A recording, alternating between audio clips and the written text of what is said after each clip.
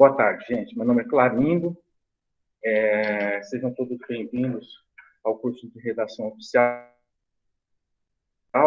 Estarei como tutor da turma, tá? Então, para aqueles que tiverem alguma dúvida, por favor, através do nosso celular aqui, né? E eu vou fazer aqui a abertura para vocês, para a gente poder apresentar a professora Andréia e também passar alguns recados aqui para vocês, tá? Em nome da Escola de Governo Campo Grande, Luiz Alexandre de Oliveira, e em nome da nossa diretora Sônia Lira, agradeço a presença de todos. O curso de Redação Oficial é uma oferta da Prefeitura Municipal de Campo Grande, que prima pela valorização dos servidores e melhoria na qualidade de atendimento aos contribuintes e comunidade em geral. Eu tenho alguns recados bem importantes aqui, eu vou pedir para vocês. Por favor, desligar os microfones durante a fala da professora, ok? Então, todos aí, por favor, desligando, desabilitando seus microfones. As perguntas devem ser feitas através do chat.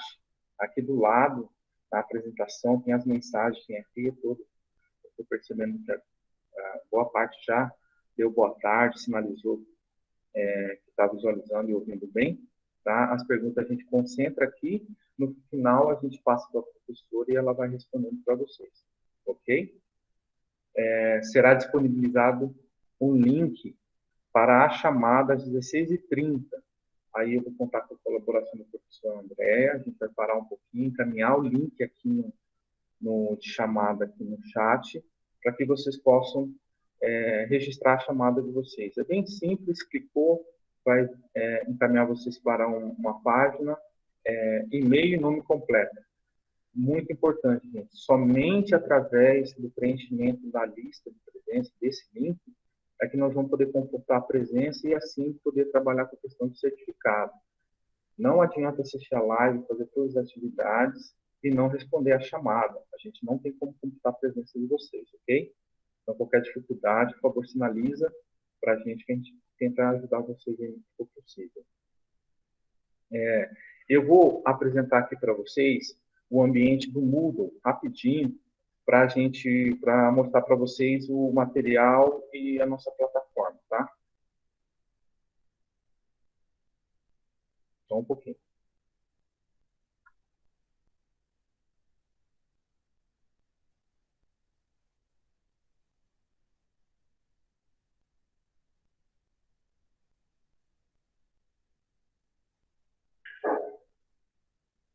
Maravilha, eu acredito que vocês estão enxergando. Essa é a plataforma do Moodle da Escola de Governo. Vocês... Deixa eu colocar aqui o menor curso. Deixa eu entrar. Esse aqui é a plataforma do curso de Redação Oficial. Tá? Importante, gente. Nessa parte onde eu estou passando aqui com o mouse, tá? Orientação aos alunos. Aqui é importante vocês entrarem, conhecer esse conteúdo. Foi elaborado pela nossa professora, tem todas as informações programáticas do treinamento. E vai ter informações, eu não vou entrar com vocês para não detalhar, mas é importante vocês entrarem e conhecer esse conteúdo, ok? Aqui nós temos todo o material de apoio. O que não está ainda aqui vai ser inserido, ok? Tem o manual da redação oficial da PNCG, a apostila, tem os slides que vão ser utilizados por vocês aqui no curso. Então, vocês têm acesso, está tudo dentro do material didático.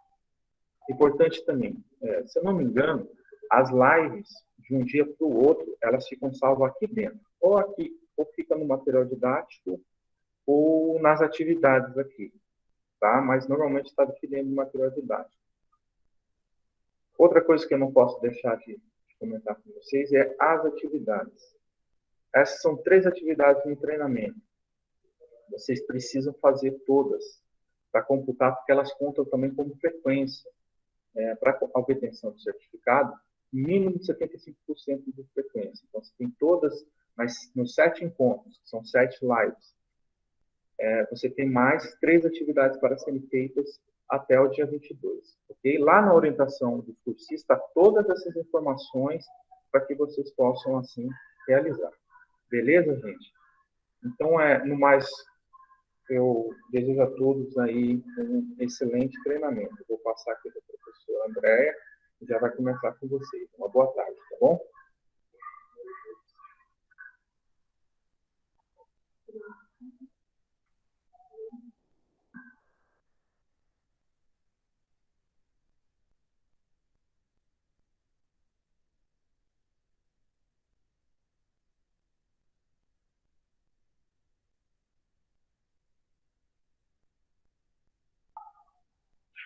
Boa tarde, pessoal. Tudo bem com vocês? Ai, que sorriso gostoso. A gente está com um sorriso aqui, está com a câmera ligada, sorriso gostoso, né? Bom ver vocês assim. Tudo bem, tudo bem. Aí tem gente já escrevendo aqui no chat, né? Legal. Pessoal, é uma forma meio assim, estranha, né? A gente aprender a trabalhar dessa maneira, né? De uma forma síncrona.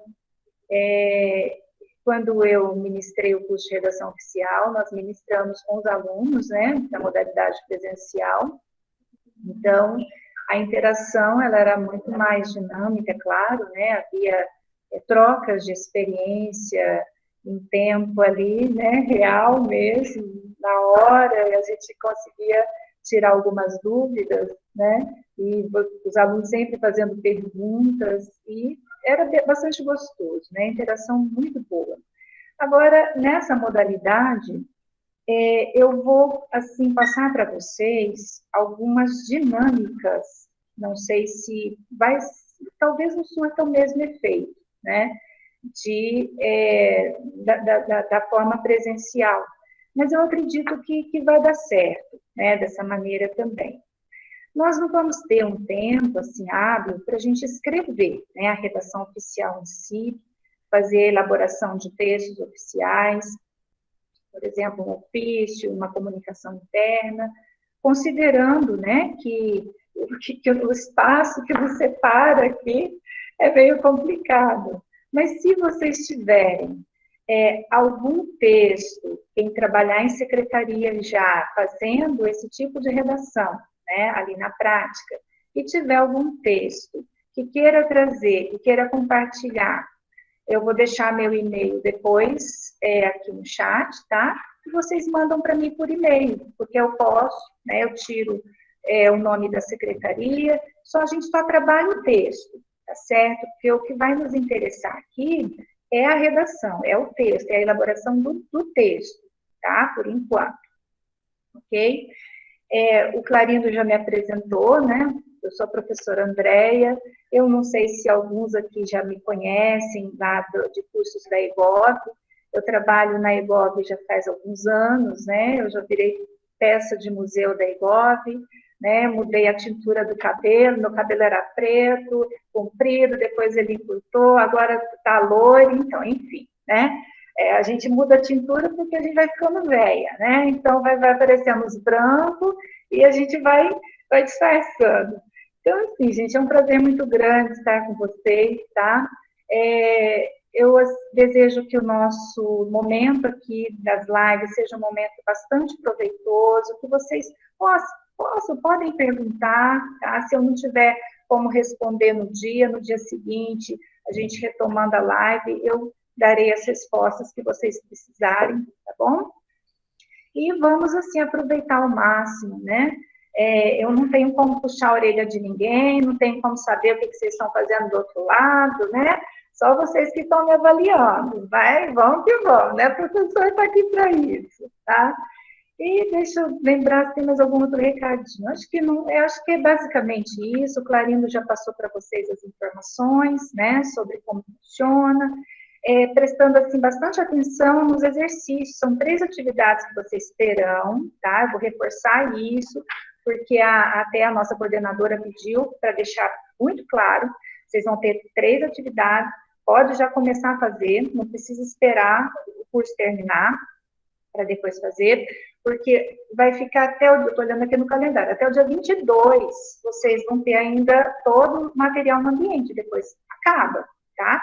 E esse material que está aí para vocês fazerem, né, os exercícios, conta como presente, tá? Então, nós teremos 7 lives, tá? Começando hoje a primeira live, mais 2 lives, uma amanhã e outra na sexta, e na próxima semana teremos 4 lives, tá certo? Então, ao todo, serão 7 lives, 14 horas, né? Mais 6 horas de tarefa de casa, ok? Então, é isso. Então, não pode esquecer dessa tarefa. Bom, eu gostaria, assim, de iniciar, o que nós vamos ver hoje? Hoje, como a gente está introduzindo, né, a nossa aula, eu vou passar para vocês algumas noções de texto, de produção de texto, tá? Tipologias textuais, gênero, o que é o gênero, o que é o tipo textual, né, as funções da linguagem, que função de linguagem eu vou usar na redação de documentos oficiais. São, assim, noções muito superficiais, tá, gente? Noções, assim, por cima, não tem nada aprofundado, porque não dá tempo. Nós teríamos que ter mais lives para aprofundar cada tema, tá? Mas é para vocês entenderem um pouquinho como que funciona a redação oficial, né? O que é redigir? O que é escrever, tá? De uma forma, assim, um documento oficial, tá? Então, para a gente iniciar, eu vou passar para vocês um vídeo que se chama... Deixa eu só ver se eu consigo aqui compartilhar. Tá. Eu não sei se vocês conhecem esse vídeo, que é o Mito da Caverna, de Platão. Vocês já devem ter, né, lido sobre isso, ou então ouvido, visto no YouTube o mito, né, o Mito da Caverna, que faz parte do livro República, né, de Platão. Inclusive, esse livro ele está disponível na internet. Eu consegui baixar em PDF o livro, né, e tem de graça, gratuito, para vocês acessarem e baixar o livro. São mais de 400 páginas, né, para quem quiser estudar um pouquinho de filosofia, né. Eu gosto muito de trazer à luz a questão da filosofia, porque ela tem muito a ver, claro, filosofia e linguagem estão casadas, né.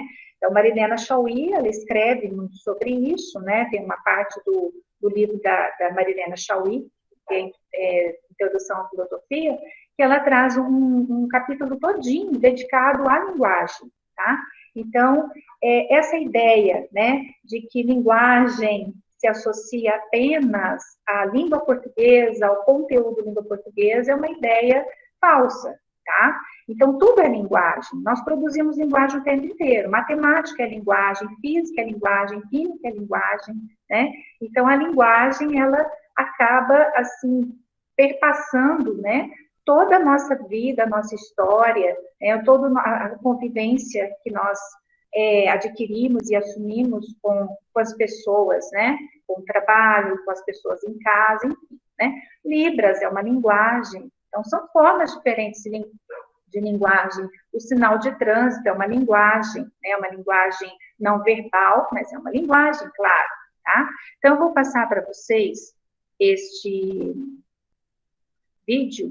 Isso, República, isso, a República de Platão, tá, Inês? A Lucy que perguntou, né? Isso. Ele tá, eu tenho ele aqui no meu computador, mas ele é muito comum, o arquivo é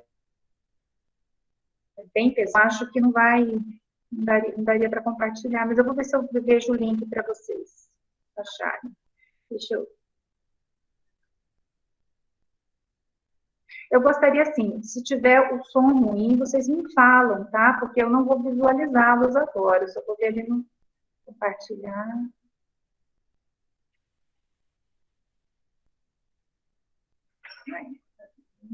Ok.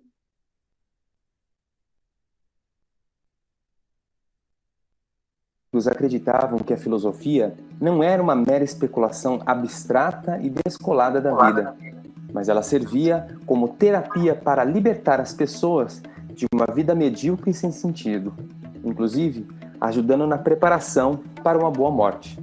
No Mito da Caverna, Platão procura expressar como a filosofia pode curar a nossa cegueira e ilusão através da reflexão e assim nos conduzir à sabedoria. Olá! Meu nome é Paulo Rafael e se você deseja ser iluminado pela filosofia, nos acompanhe nesse episódio do Superleituras. Queremos falar sobre 5 lições da Alegoria da Caverna de Platão. E coloque nos comentários aquela lição que você mais gostou ao final do vídeo. A alegoria da caverna é, com certeza, a história mais famosa da filosofia. Também pelo fato de ter sido pela cultura pop nos filmes Matrix e o Show de Truman. A alegoria da caverna é contada no livro A República. Nesse diálogo, Sócrates é o protagonista e o assunto versa sobre o melhor governo, tendo como fio condutor da discussão o que é a justiça. No livro 7, Platão conta a seguinte história. Imagine algumas pessoas que estão amarradas no fundo escuro de uma caverna, voltadas para a parede dessa caverna. Elas nunca saíram de lá, nem viram a luz do sol. Tudo o que elas conseguem ver são imagens projetadas na parede da caverna através da luz de uma fogueira. Uma espécie de imagem cinematográfica que mostra a sombra dos animais, pessoas, plantas e objetos que são projetadas de fora da caverna. Os habitantes da caverna ficam fascinados com as imagens e acabam por crer que as sombras são a realidade. E aí, Sócrates diz o seguinte: essa é a nossa condição. Assumimos na nossa vida a ilusão por realidade. E ele continua: um prisioneiro consegue se libertar e subir para fora da caverna. Quando ele sai da caverna, ele vê os objetos como realmente são pela luz do sol. No início, dói os olhos, mas depois ele consegue contemplar o sol. Essa alegoria revela que aquele que sai da caverna e contempla as coisas enquanto tais, iluminadas pela luz do sol, é o filósofo. O sol é a imagem do bem. A subida ao mundo superior é a ascensão da alma das coisas sensíveis para a realidade inteligível. Ou seja, antes o prisioneiro estava iludido. Agora que ele viu o sol, ele sabe distinguir entre o que é real e o que é falso. Platão, ao final, faz uma suposição. Se o prisioneiro voltasse para o fundo da caverna e ele dissesse aos outros: olha, o que vocês estão vendo não é a realidade, é apenas uma sombra. Os prisioneiros não acreditariam e até matariam o ex-prisioneiro. Uma clara referência a Sócrates, que foi condenado à morte, mas que só estava querendo mostrá-la à luz. Se você quer saber mais sobre Sócrates, veja o nosso vídeo A Última Aula de Sócrates. Vamos às lições da alegoria da caverna. Primeira lição: as coisas materiais são sombras. A caverna simboliza o mundo sensível e material. É uma realidade que as pessoas, já lá no tempo de Platão, ficavam vidradas e hipnotizadas. As coisas materiais e os bens corporais parecem profundamente reais, mas desaparecem rapidamente. Eles são instáveis e passageiros. As riquezas, honras e prazeres possuem, para Platão, uma importância secundária e não podem tomar lugar daquilo que é realmente essencial. Isto é, os valores imateriais e os bens da alma, tais como a sabedoria, o bem, a contemplação do ser. Segunda lição: ficar dentro da caverna é mais fácil. Sair da zona de conforto é a libertação das algemas. Assumir a responsabilidade pela própria vida e não se vitimizar é um grande passo libertador. Porém, é mais fácil continuar na sombra e não fazer esforço para sair da própria inércia. E a filosofia pode te ajudar a sair da caverna. Terceira lição: a luz irá criar incômodo. E no caso de o forçarem a olhar a luz, não sentiria dor nos olhos? Pelo fato do prisioneiro ter ficado muito tempo no escuro, ele irá sofrer para enxergar a luz. Ou seja, é difícil querer sair da cegueira da ignorância, porque justamente acreditávamos estar na luz. Aceitar a própria ignorância, erros e auto-enganos é um grande passo para o conhecimento verdadeiro de si, ou seja, é uma etapa libertadora para sair da ilusão e ir na direção da contemplação da verdade.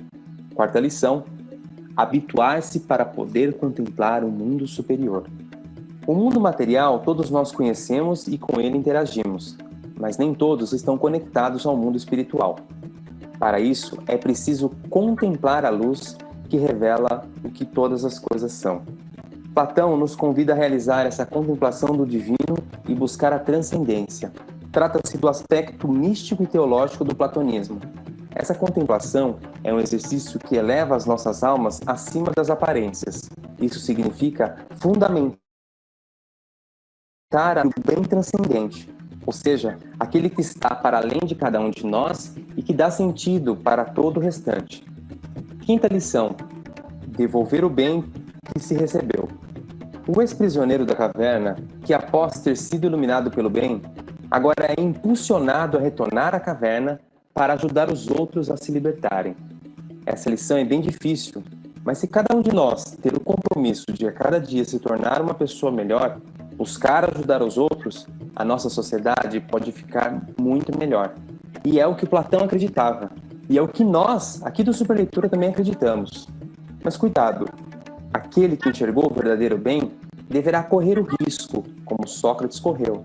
Mas saiba que isso lhe dá um sentido para a sua existência. Se você gostou desse vídeo, corre lá nos comentários e vamos...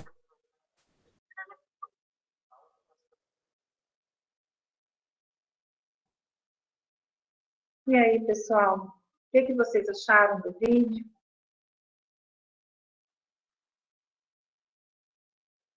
Tá bom o áudio, né? Isso. Ok. O que vocês perceberam? Como que a gente... Vamos pensar assim, né? A partir do que... Porque Platão, ele conseguia resumir vamos dizer, uma tese praticamente em poucas palavras, né? Ele conseguia ensinar a gente. Então, eu acho incrível, porque para Platão, 400 e poucos anos antes de Cristo, né? Com toda essa sabedoria e conseguindo, assim, usar o mínimo de palavras, né? Para mostrar uma coisa, assim, gigantesca, né? Mostrar, para poder passar um ensinamento, né? Bastante profundo, né? Muitos vivem eternamente dentro da caverna. Sim, é isso daí, Naila. Muitos vivem na caverna. O que é viver na caverna, né? Vamos trazer um pouquinho essa alegoria da caverna para a nossa aula, né? Aqui, para a redação oficial, né? Para o nosso curso. Quando a gente se dispõe, exatamente, viver na zona de conforto, quando a gente se dispõe a fazer um curso, né, a gente se abre para outras ideias. Vocês concordam comigo? A gente vai se abrir para novas ideias ou para ideias que eu já tenho, né? Muitas vezes vocês já têm esse conhecimento, mas o conhecimento que vocês vão também compartilhar no curso vai agregar, né? Como vai agregar nada? Porque para vocês vocês já superaram isso, né? Mas o conhecimento que a Thalita está colocando é libertador, exatamente. Isso daí que você pôs, Thalita, foi até uma ex-diretora que eu tive, ela, inclusive ela já faleceu há alguns anos, né? Eu não esqueço o que ela me disse na época, porque eu iria fazer um concurso, na época era para a prefeitura, esqueci de falar para vocês, sou mineira, tá? Eu vim para Campo Grande em 2006, entrei na prefeitura aqui em 2006, né? Mas sou de Minas, sou do sul de Minas. Vocês não vão falar do meu sotaque, tá? Porque eu já perdi bem o sotaque. Não vale, falar do meu sotaque. Mineiro, isso mesmo. Então, essa diretora dizia justamente sobre isso, que ninguém tira o conhecimento da gente, tá? Que a nossa maior arma é o conhecimento. E o conhecimento, a gente adquire, busca o conhecimento, não é para ter o poder ou para espezinhar o outro, ou para dizer eu sou melhor que o outro. Não, o conhecimento é para nós mesmos, né? E para compartilhar, se assim o outro estiver aberto e quiser compartilhar conosco o conhecimento, tá?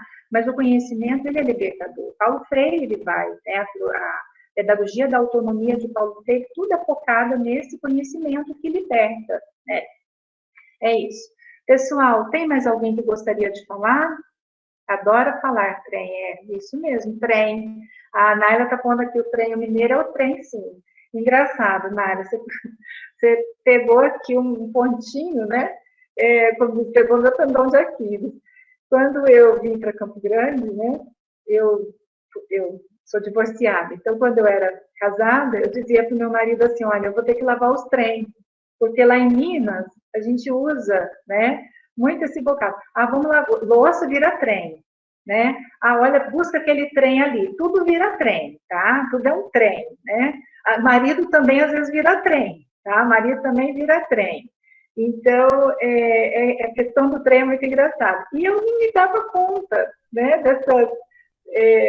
desses vocabulários. E ele falava assim, mas espera aí, lavar trem não dá não, porque o trem é muito grande, como é que você vai lavar trem? Né? Aí parei, então agora eu lavo a louça, tá? Então os trens já saíram. Então é isso, pessoal. Agora eu vou compartilhar com vocês o nosso curso em si, tá? Nós já vamos começar a falar. Deixa só eu abrir aqui, pera lá. Compartilhar. Você tá rindo, né? É a Biliana tá rindo do trem. Mas na época eu não ria, não, tinha vontade de chorar.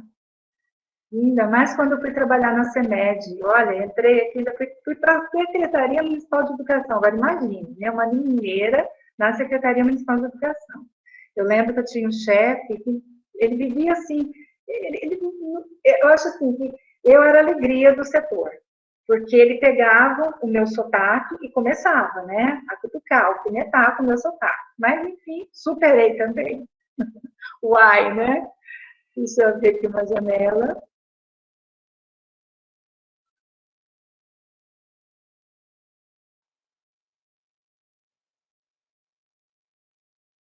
Tá, slide 1.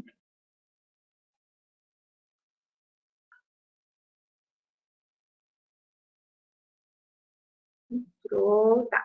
Olha, agora eu vou compartilhar com vocês o slide 1, e daí a partir dele a gente já vai fazendo, né, o nosso estudo, tá, dirigido. Eu não vou, o Clarindo ele vai ficar no chat, qualquer pergunta, tá, vocês por favor façam no chat. Tá dando para ver? Ele foi ou não foi, né? Foi. Aí, demora para compartilhar, né? Agora eu vou colocar ele na tela cheia. Aí, legal. Então, pessoal, o nome já fala, né, curso básico, tá? Básico, básico mesmo, vamos dizer, o basicão, tá? De redação oficial.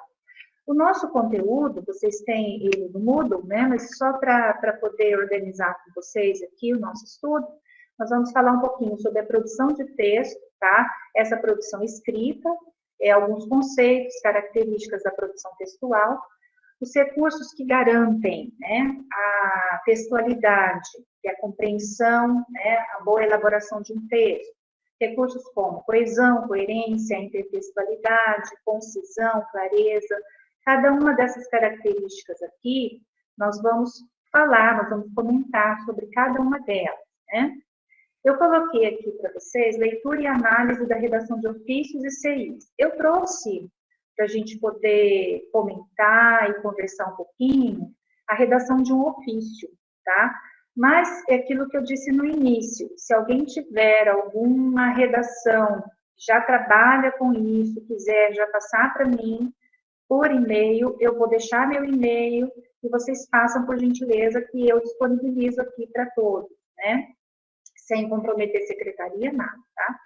Emprego dos pronomes possessivo, demonstrativo e de tratamento, claro, de tratamento, eu vou somente assim elencar para vocês, né, os pronomes que nós usamos para comunicar, quando nós fazemos, né, redigimos comunicação oficial, né.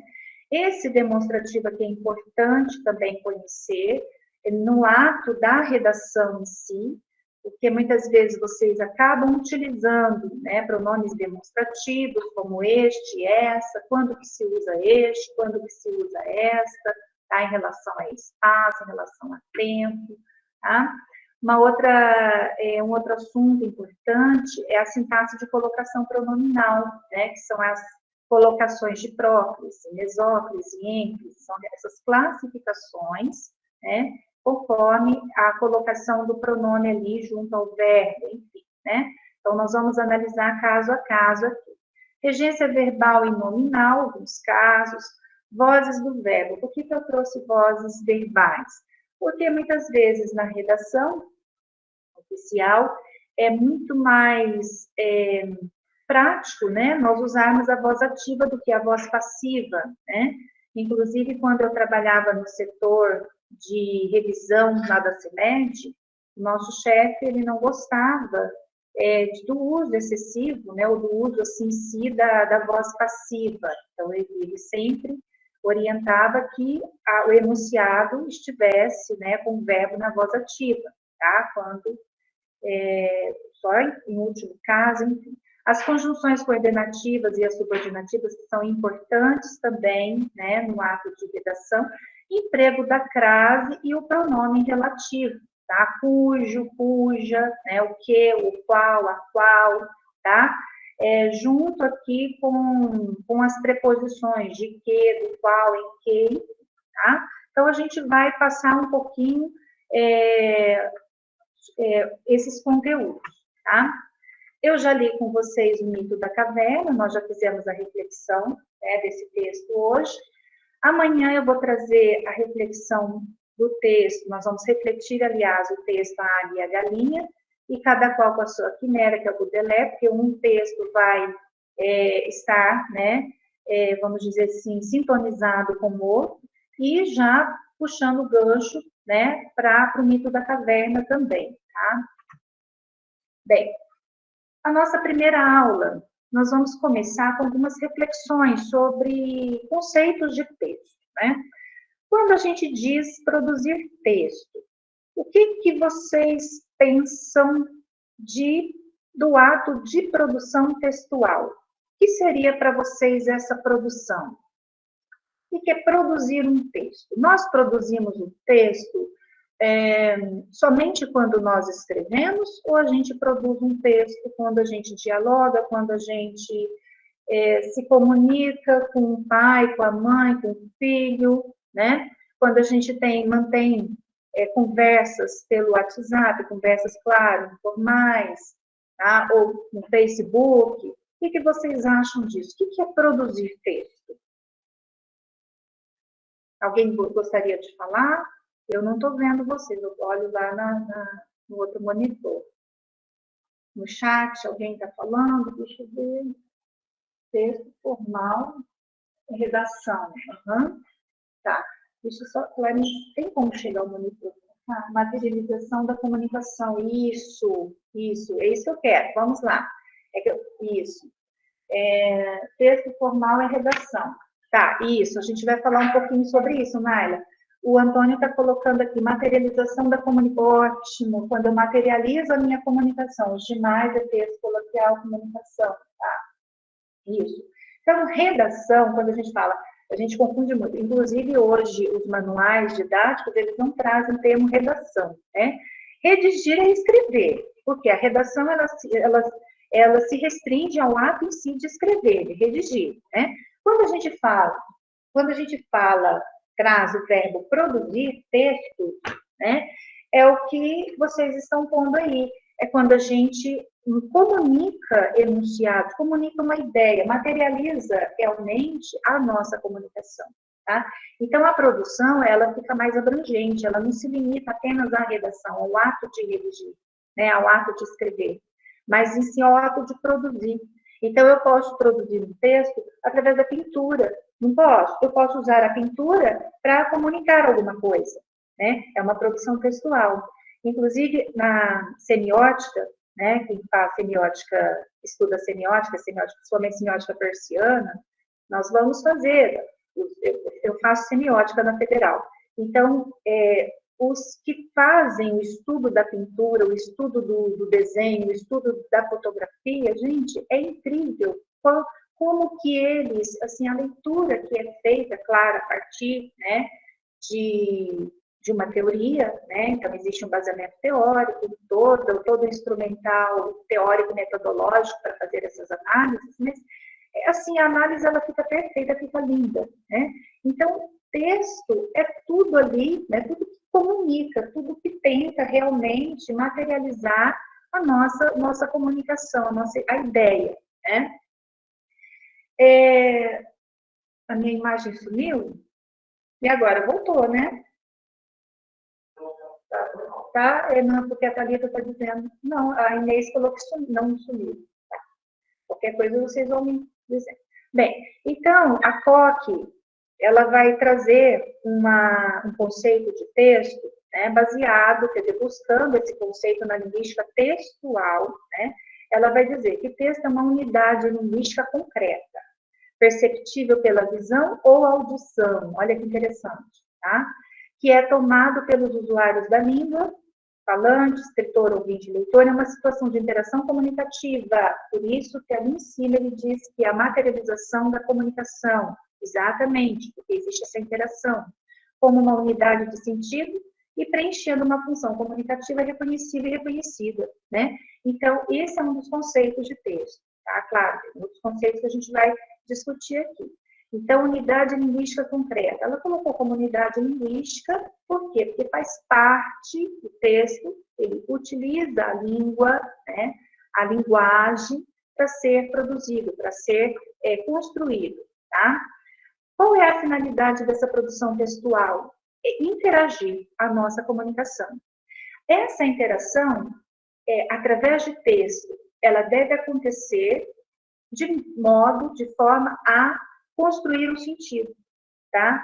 Então, essa comunicação por textos, ela precisa construir um sentido para que haja interação, né? Para que haja a materialização, pegando ali, né, o que o colega colocou, para que haja a materialização dessa comunicação. E para que essa função comunicativa se torne reconhecível, reconhecida, né? Para vocês verem que existem vários mitos em torno de produção textual. As pessoas dizem assim, escrever é muito difícil. Mas eu digo assim, falar também é difícil.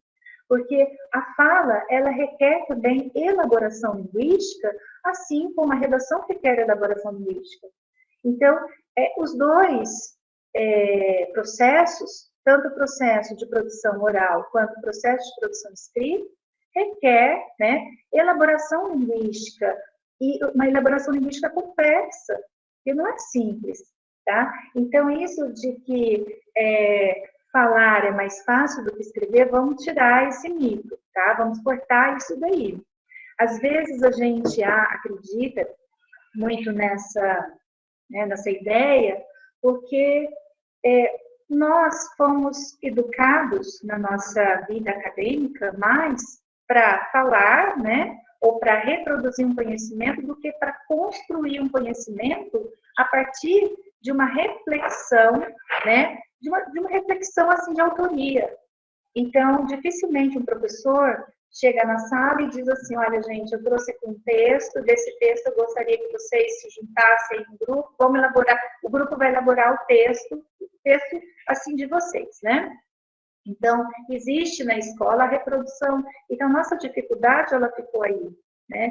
Aí a gente vai escrever quando a gente entra onde? Na faculdade. Aí você vai para a faculdade, você depara com textos científicos, né? Com artigos, com resenhas, com resumos. Aí, como diz, você vai ter que se virar nos 30 para poder compreender a escrita de uma dissertação, por exemplo, né? Então, a dificuldade que as pessoas normalmente relatam, né, de escrita, está no fato mesmo da falta dessa produção, né, dessa dinâmica de produzir, de escrever. Vocês querem ver uma coisa bem gostosa para começar a escrever? Começa a produzir diários, né? Eu tenho um caderno em casa, eu gosto muito de anotar pensamentos, reflexões que eu faço, eu escrevo, eu anoto nesse caderno, né? Eu produzo texto, eu tenho que escrever artigos, né? Eu estou estudando, mas quando eu quero uma escrita mais tranquila, vamos dizer, não escrita light, tá, gente? Porque não existe escrita light, nem fala light. Mas quando eu quero uma escrita mais subjetiva, né, esse termo, eu busco fazer assim.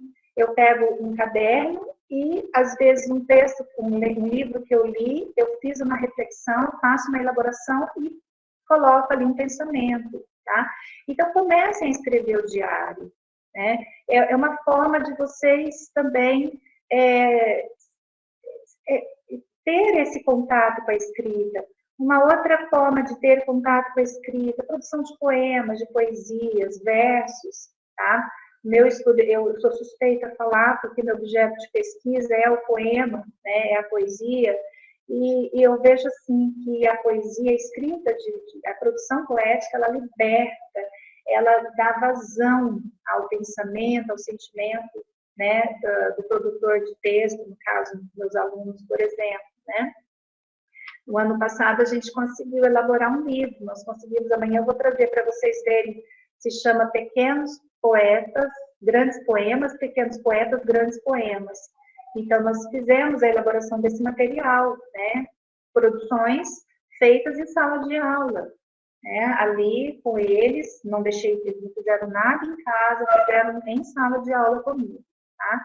Então, a escrita, ela é treino, ela é prática, né? Luiz Carlos Cagliari, linguista da Unicamp, ele vai dizer isso, que a gente aprende, isso não é um pensamento meu, é dele. Nós aprendemos a ler lendo, nós aprendemos a escrever escrevendo, tá? Então, guardem isso. Só se aprende a escrever escrevendo, não tem outra maneira, tá? Não existe nada mágico. Nem a questão da teoria inatista, isso é dom, ele nasceu com dom de escrita. Não, ninguém nasce com dom de escrita, né? As pessoas podem ter alguma predisposição aí, mas se ela tem a predisposição e não desenvolve, fica do mesmo jeito. Então, a escrita é exercício, tá? A leitura também é exercício. Muitas vezes a gente não gosta de ler ou fica protelando, né, um livro que a gente gostaria de ler, né, fica protelando, vai levando, né? Enfim, outro conceito de texto da Costa Val. Ela diz que texto ou discurso é uma ocorrência linguística falada escrita, de qualquer extensão, dotada de unidade sociocomunicativa, semântica e formal. Então, aqui, olha, interessante, ela aponta aqui como discurso de qualquer extensão. Então, se eu chego aqui na sala e digo a vocês, boa tarde, eu produzi um texto, tá?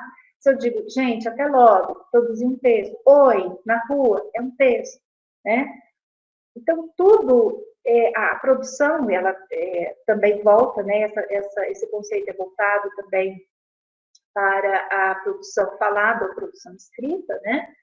Mas é interessante que o que é colocado, que a unidade, que essa unidade, ela também tem que ter sentido, né? Ela tem que haver comunicação, por isso que é uma unidade sociocomunicativa, porque há interação. Semântica que produz sentido.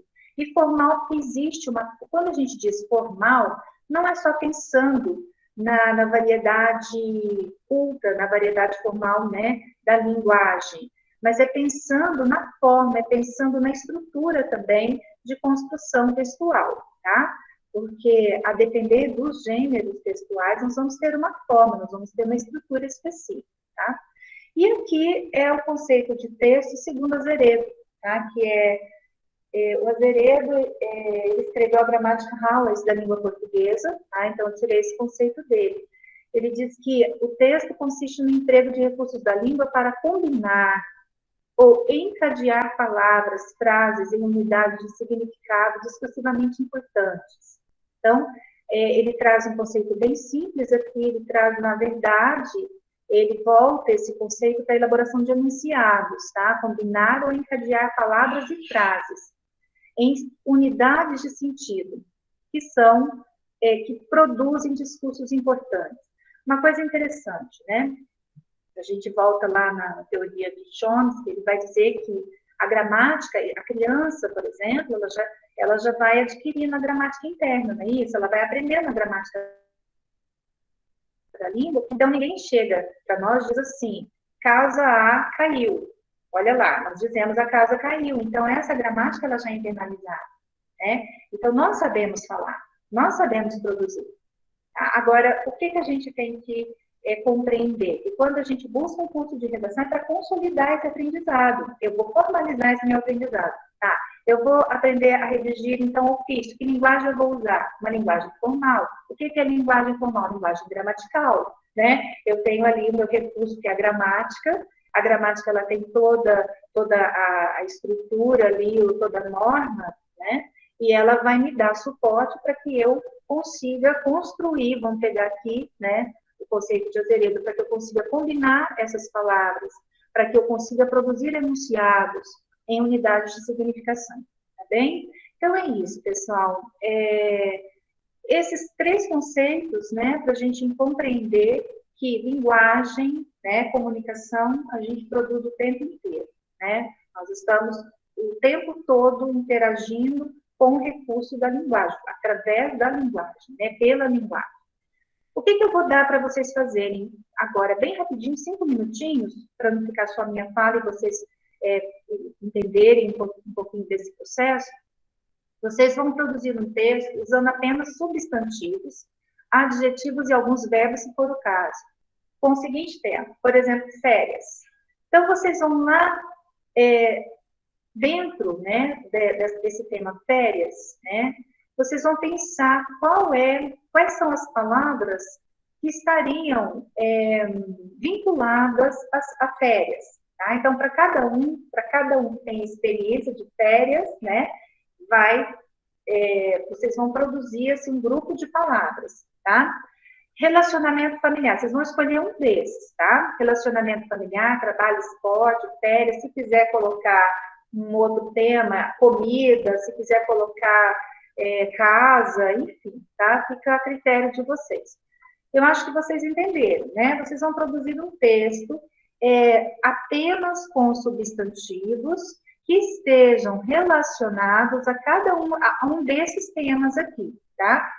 Pode usar substantivo, posso usar o artigo, não tem problema, posso usar o adjetivo, posso usar um verbo, se for o caso. Tudo bem? Tem alguma dúvida? Não precisa ser no chat, não. Eu faço, tá? Isso, ótimo, Cida, ótimo, é isso daí, tá? A Cida está colocando aqui, né, que ela faz as anotações no caderno, ela coloca os pensamentos, é muito importante, né? Até a oração que a gente faz, né, independente da religião, né, que cada um professa, mas a oração, eu gosto de fazer oração escrita também, por escrito, né? Vocês compreenderam? Então, vocês vão fazer, eu vou dar 5 minutinhos, aí eu gostaria que vocês abrissem o microfone, se alguém quiser ler, ou então escrever no chat, mas eu acho que se você escrever no chat vai ficar meio complicado. Aí a gente abre o microfone, pode ser assim? Tudo bem, pessoal? Eu vou dar 5 minutos, tá?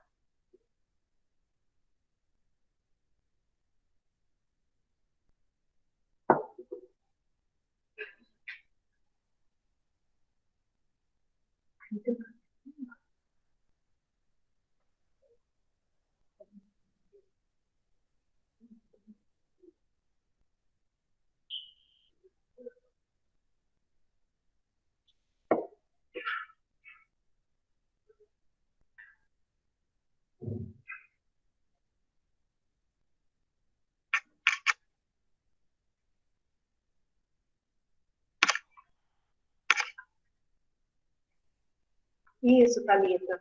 Isso mesmo. Substantivo, verbo. O verbo, se for o caso, tá, Thalita, que você usar. Não tem necessidade de usar verbo, não. Pode usar substantivo, adjetivo, ou mesmo só substantivo, com artigo, né?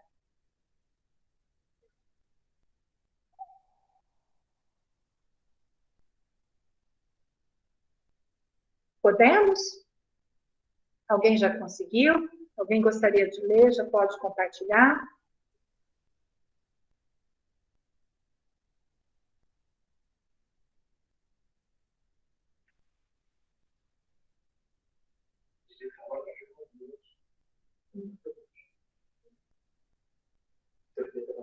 Tá, obrigada.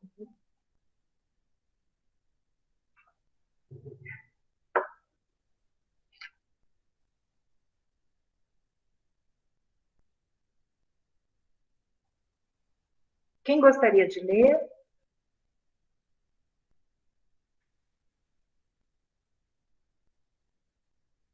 Vamos, pessoal, não precisa ter vergonha, não.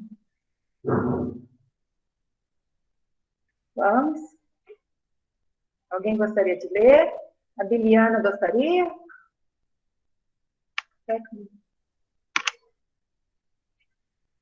Meu microfone está desativado? Não, né? Tá? É porque ali não está aparecendo para mim. Está funcionando, né? Agora eu não consigo ver os alunos.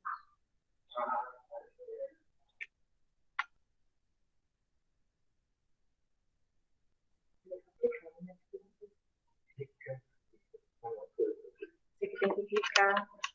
Tá. Família ainda é muito bonito, tá?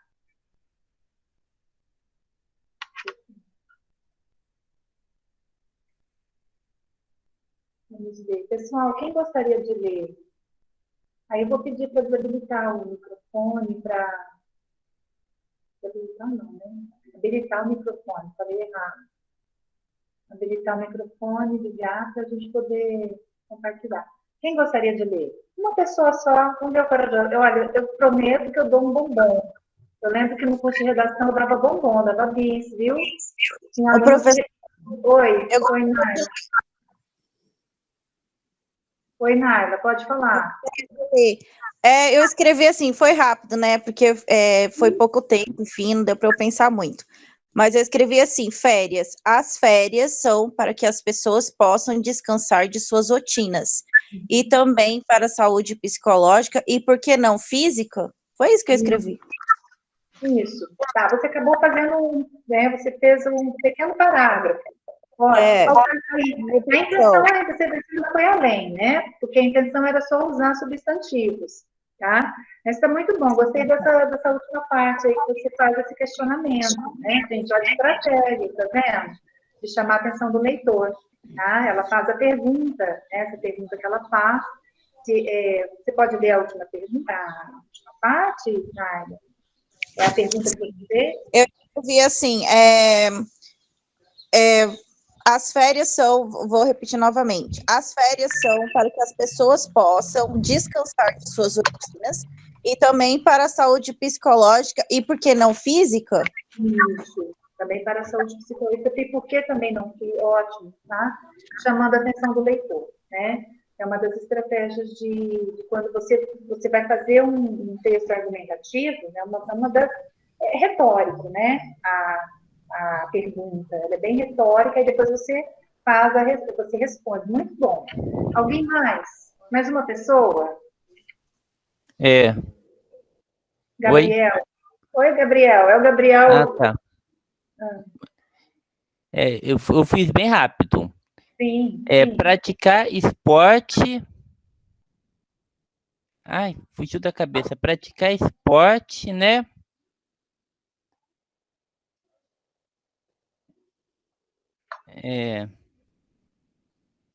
Ai, fugiu da cabeça.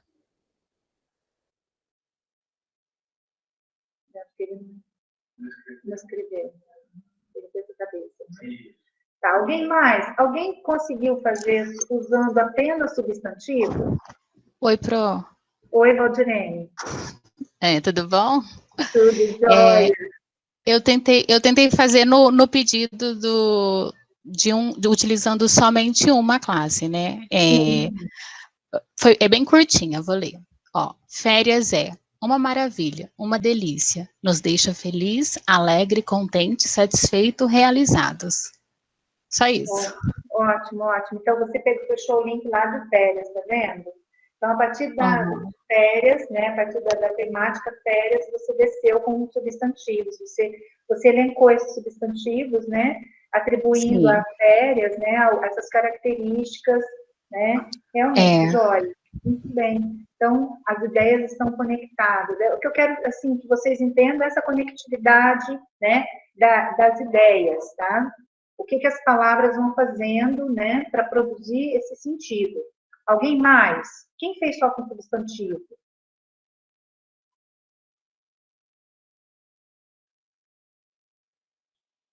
Não?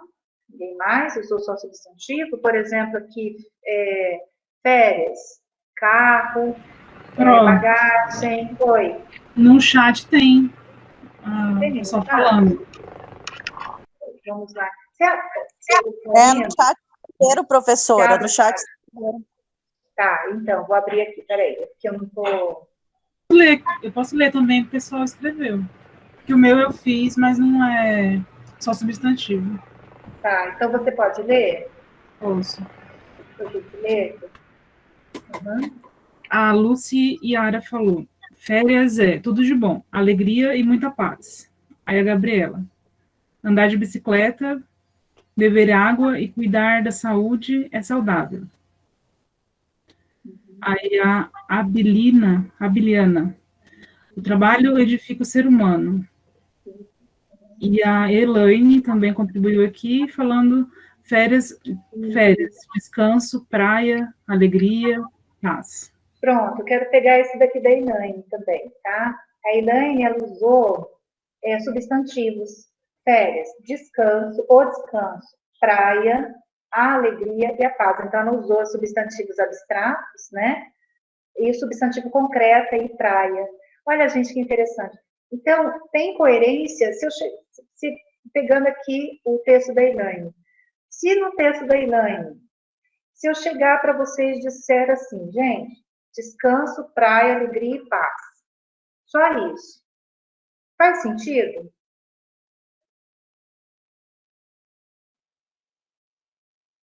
Sim ou não? Para eu produzir um texto. Sim, faz sentido, não faz sentido? Se eu chegar, descanso, praia, alegria e paz. Eu chego aqui no setor, falo descanso, praia, alegria e paz. Faz sentido? Tá. Eu usei ali palavras, né? Descanso, praia, alegria e paz. Então, essas palavras conectadas, elas vão me dar aqui, elas vão sugerir o quê para nós? Que você quer o quê? Isso, Daniela está dizendo que parece uma lista. Tá, é isso mesmo. Tá? Isso. Então, gente, é isso que eu gostaria que vocês chegaram onde eu queria, tá? Um texto, eu posso produzir um texto elencando uma lista de palavras? Sim, mas ela tem que estar conectada a um tema, ela tem que estar conectada a um título, tá? Uma ideia. Então, se eu chego e falo praia, eu já perdi lá no chat, né, o que ela escreveu. Se eu chego falando somente as palavras, mas eu não conecto a ideia principal, que é férias, esse texto pode não fazer sentido. Ou seja, aí fica uma lista só de palavras, né? São palavras aleatórias, ditas, né? Isso, aleatoriamente. Naila, seguinte, ter ligação. Às vezes, eu tenho aqui um texto, eu consigo produzir um texto, amanhã eu posso até trazer para vocês darem uma olhada, eu posso produzir um texto usando apenas palavras e esse texto ter coerência, tá? Esse texto ter coerência, mas sem os recursos coesivos, como pronomes, né, preposições, usando palavras, usando substantivos, usando verbos apenas, né? Vai ter coesão? Sim, vai ter a coesão entre as palavras, ou seja, os substantivos, eles vão estar ligados, interligados uns aos outros, né? As crianças estão ansiosas para o retorno das aulas presenciais. Tá. Vocês entenderam, então, né? Que o texto, ele tem que produzir sentido, tá? Por isso que eu fiz esse trabalho com vocês aqui. Claro, na forma presencial a gente iria interagir muito mais, com certeza, né? Mas o texto ele tem que fazer sentido, tá? Ele tem que estar sempre, as ideias elas têm que estar conectadas, porque senão eu não consigo comunicar. Bem, agora a gente vai passar para as funções da linguagem. Isso daqui para nós é importante, né? Vocês compreenderem um pouquinho dessa função para escrever, para produzir um texto, né? Com uma linguagem mais oficial, ou seja, para produzir o gênero, né? Texto oficial. Então, as funções da linguagem, trazendo um pouquinho da história, né? De quem criou essas funções foi o linguista russo Yakov, né? Ele baseou essas 6 funções nos conceitos da teoria da comunicação. Essas funções da linguagem, elas se referem a cada um dos componentes do processo de comunicação, tá? Quais são, primeiro, os componentes do processo de comunicação? Então, eu tenho aqui o emissor, o receptor ou destinatário, a mensagem, o código, o canal e o referente, tá? Então, dentro da teoria da comunicação, dentro do processo de comunicação, nós vamos ter esses seis componentes, tá? Assunto, aí eu coloquei, né, é a mesma coisa, o assunto, emissor, destinatário, o código, a mensagem, o contato. Ou seja, a mensagem, ela parte de mim para um ouvinte, né? para o meu destinatário. Para eu passar essa informação, eu vou usar uma mensagem, vou usar um contato, esse contato pode ser de uma forma oral, né? Eu posso falar, ou eu posso escrever, né? Ou eu posso usar mímica, usar línguas de sinais, que é uma comunicação, a linguagem Libras, né? Linguagem brasileira de sinais, é uma língua, né? Já institucionalizada, é uma língua, né? Vou ter um assunto para poder passar, discorrer, né, sobre um assunto, e usando o nosso código, que é a língua portuguesa, tá? Vamos ver cada uma aqui, acho que vai ficar mais compreensível para vocês. Bem, partindo desses 6 componentes do processo de comunicação, nós vamos ter o linguista, ele estudou e apresentou as 6 funções da linguagem. Então, a primeira função, né, que ele expõe, está colocada aqui, para vocês entenderem, é a função referencial. A função referencial, cada função dessa, vai destacar um daqueles componentes da comunicação, tá? Por exemplo, o que é a função referencial ou a função, né, a função referencial informativa? Alguns livros trazem como função informativa. O Azeredo, ele traz também função referencial informativa, né? O destaque, ele vai estar, o foco, vamos pôr assim, o foco vai ser o conteúdo do que vai ser transmitido. Então, o foco é o conteúdo, o foco é o assunto, tá? Então, quando vocês vão produzir um texto, ou qualquer pessoa que produz um texto, por exemplo, um artigo científico, qualquer pessoa que produz um romance, ou produz, ou quer escrever uma notícia, qual é o foco? É o conteúdo, é o assunto, tá? Eu vou produzir um resumo, qual é o foco? É o conteúdo, é o assunto, ok? Então, isso tem que ficar bastante claro, porque a gente vai entrar nas outras funções para não haver interferência também das outras funções nessa função referencial. Tá? Então, ofício e CI, qual é a função de linguagem usada ali? A função referencial. Qual é o objetivo de um ofício e de uma CI? Informar, tá? Depois, o linguista, ele apresentou uma outra função, que é a função emotiva, né?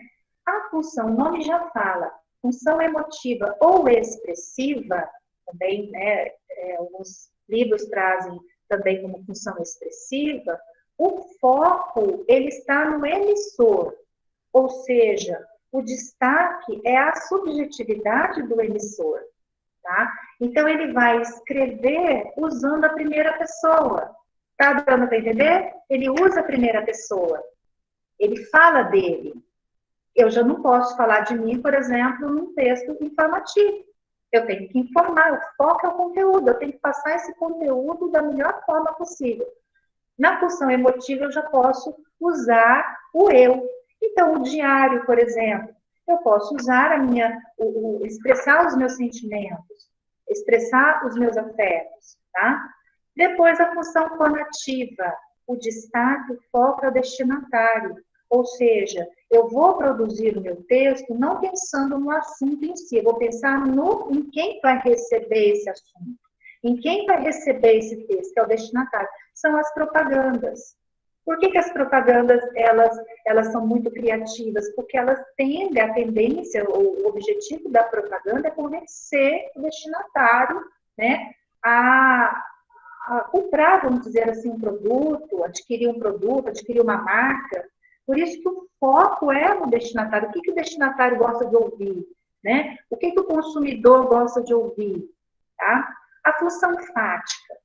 O destaque é o contato, é o meio, canal, né? É o canal, é o meio. Por exemplo, se eu chego, quando nós iniciamos nossa aula, boa tarde, isso é função fática, porque para introduzir a minha aula, eu usei como meio, como contato, né? Essa saudação, boa tarde, para iniciar um diálogo, para introduzir a minha aula. Então, esse é o canal que por onde eu comecei, por onde eu iniciei minha aula. Comecei pela função enfática. E aí, vocês estão bem? Né? Isso é função enfática, quando eu utilizo o canal, o meio, para eu poder me comunicar, para eu estabelecer uma comunicação. Função metalinguística. A função metalinguística, o destaque, o foco está no código da comunicação. Quais são textos, né, que utilizam da função metalinguística? O dicionário, por exemplo. O dicionário, ele explica o significado da própria palavra, né? Isso é função metalinguística, é a explicação do funcionamento da própria língua, né? Dicionário, enciclopédia, a aula, né? Isso é o que eu estou fazendo com vocês aqui é uma função metalinguística, porque eu estou expondo um conteúdo. Não é um conteúdo tirado da minha cabeça, mas a partir de estudos feitos, né? A partir de outros teóricos, tá? Então, de outras teorias, eu venho e exponho para vocês essas teorias, a função metalinguística.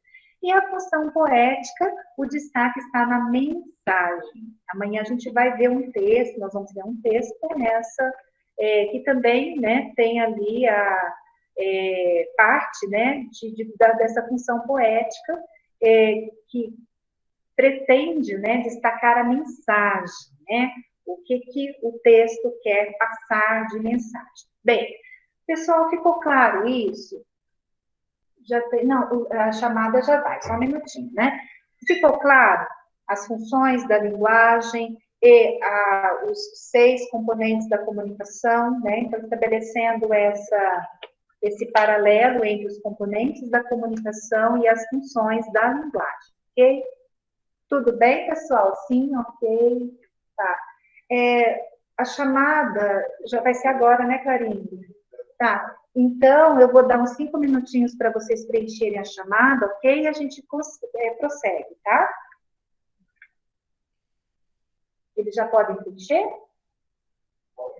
Tá. Ok. 16:30. Certo. Tá. Então, eu vou prosseguindo aqui. A hora que for, então, você me fala, Clarinha? Tá. Eu vou prosseguindo, então, né, a explicação. Pessoal, vocês gostariam que eu lesse um trecho de cada texto, um trechinho de texto falando sobre, focando essas funções de linguagem? Vocês gostariam? Como diz vocês, é que mandam. Posso ler? Tá, ok. Então, vamos lá. Na função emotiva. Função emotiva expressiva. Tá? O que se destaca na função emotiva expressiva? O emissor. Né? Então, o emissor é aquele que vai, a gente chama também na semiótica do enunciador, né? Aquele que diz, eu que digo eu, né? Que diz eu digo eu, tá? O emissor. Eu vou ler para vocês um texto em que o emissor ele é posto em destaque. Vamos lá. Se eu tivesse dedos de fada, bordaria estrelas no jardim, que fossem macias e estofadas, para que descalço você andasse sobre elas, como quem pisa em canteiros de cetim. Se eu tivesse dedos de fada, desenharia flores pelo teto, que fossem azuis e perfumadas, para que os anjos devidamente seduzidos dissessem amém aos seus sonhos preferidos. Se eu tivesse dedos de fada, rabiscaria acordes nos espaços que fossem quentes e excitantes, para que você desdenhasse do cansaço a cada vacilo no seu chão caminhante. Mas, por não ter dedos de fada, vou tentar modelar como um poeta a palavra correta e o peito ardente, para que você descubra finalmente que sou sua poesia predileta, da Flora Figueiredo, tá? Então, o emissor, o eu, né, é colocado em destaque, é um texto bastante pessoal, subjetivo. Como que eu sei que o eu é colocado em destaque? Pela construção linguística, né? Então, ela inicia o texto. Se eu tivesse, então, o verbo, ele está na primeira pessoa do singular. E o pronome eu, ele aparece aí, né? Ele é destacado, tá? Então, eu tivesse, né? Se eu tivesse. Então, por causa desses versos que se repetem em cada estrofe, o poema, ele é um poema, a linguagem, ela se tornou, né? A função emotiva, ela se destaca aqui nesse texto, tá? Agora, a função conativa ou apelativa são as propagandas. Por exemplo, aqui tem uma imagem, eu tenho um livro aqui, a imagem de um cachorrinho, né, fazendo a propaganda daquela fotografia, né, fotográfico com Fuji, né? Tudo que você gosta, ó, fotográfico com Fuji, tudo que você gosta, é a propaganda de uma máquina fotográfica, tá? Vocês percebem que na função conativa é muito comum o uso do interativo, para poder convencer o enunciador, ou convencer, né, o destinatário a adquirir o produto. A função referencial, como eu disse para vocês, o assunto ele é colocado em destaque. Bem, nós vamos trabalhar em cima da função referencial, que talvez seria, né, eu acredito que seja a produção mais trabalhosa, a produção escrita mais trabalhosa que nós temos, né, quando a gente tem que usar dessa função referencial, ou seja, a gente tem que falar sobre um assunto, a gente tem que escrever sobre um assunto. E muitas vezes a gente precisa buscar recursos para fazer a escrita desse assunto, né? Tá. Pessoal, vou dar uma paradinha para vocês fazerem a chamada, porque qualquer dúvida vocês já tiram aqui, né? Já esclarecem aqui. Podemos fazer já a chamada? Tá. Já está disponível? Já está. Só tá. Preencher, eu estou acompanhando já fez, né? Tá. Então, está faltando, tem 39 na sala, faltando umas 11 pessoas para preencher a chamada, tá? De 40, né?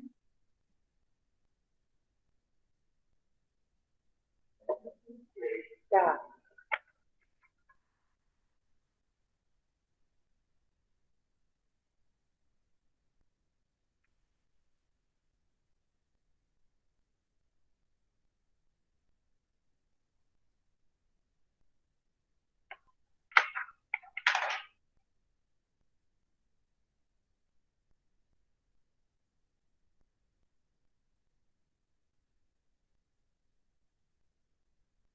Quando que estiver pronto, ele fala, Clarinha, para terminar.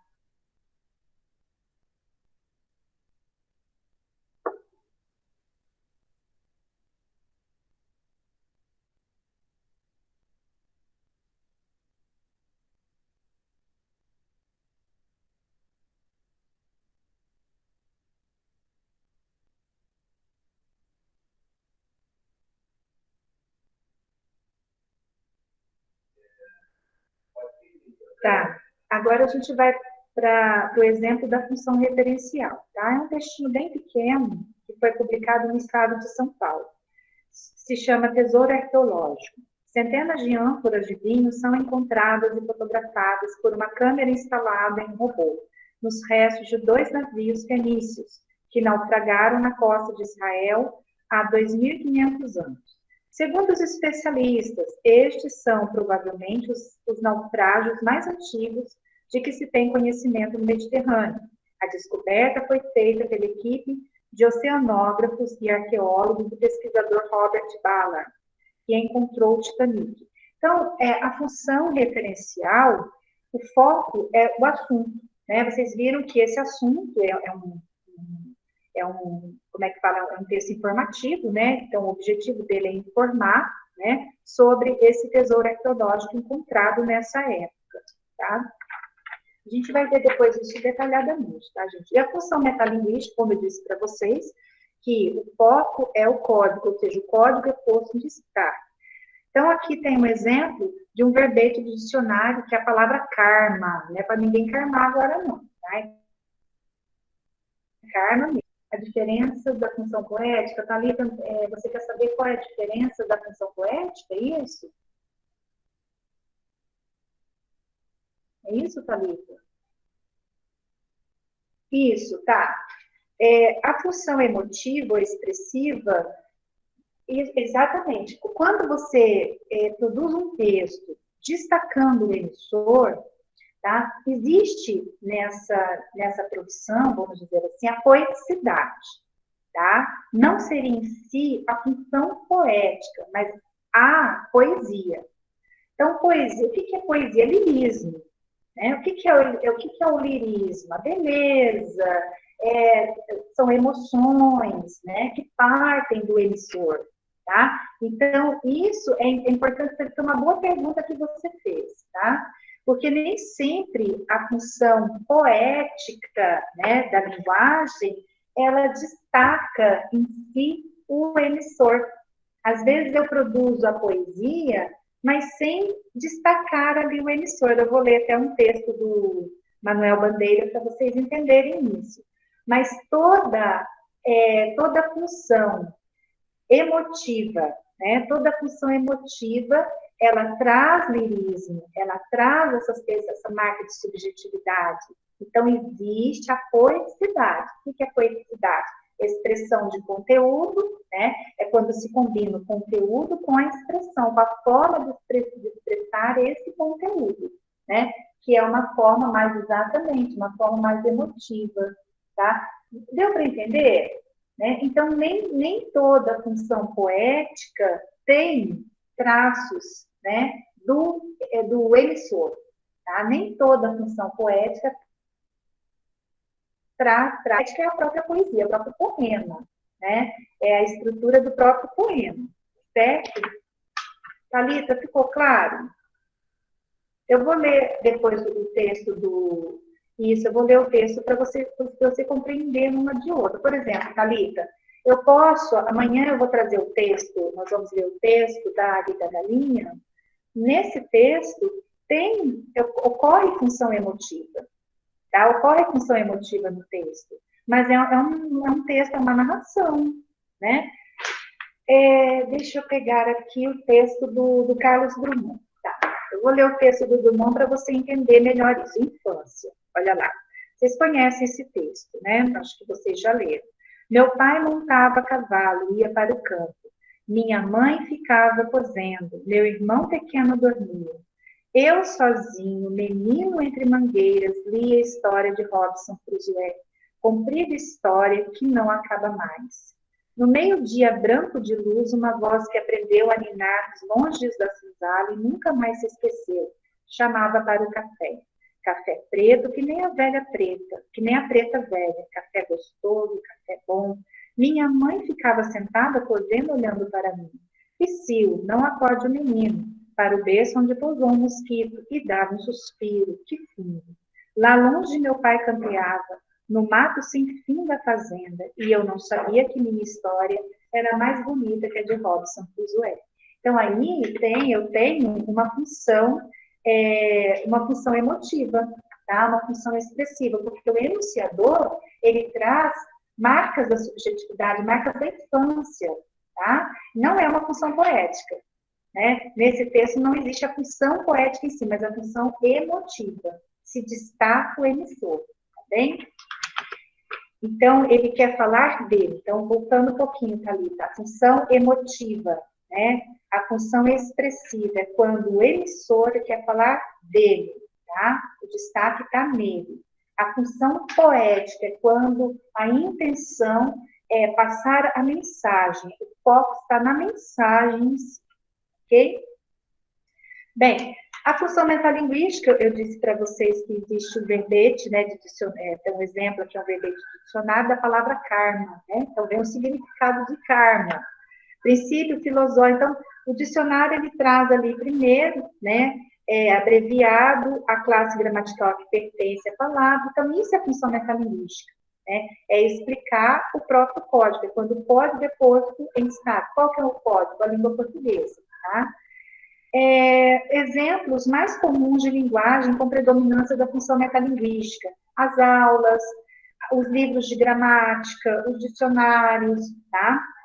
E a função fática, como eu disse para vocês, é quando o canal é colocado em destaque, né?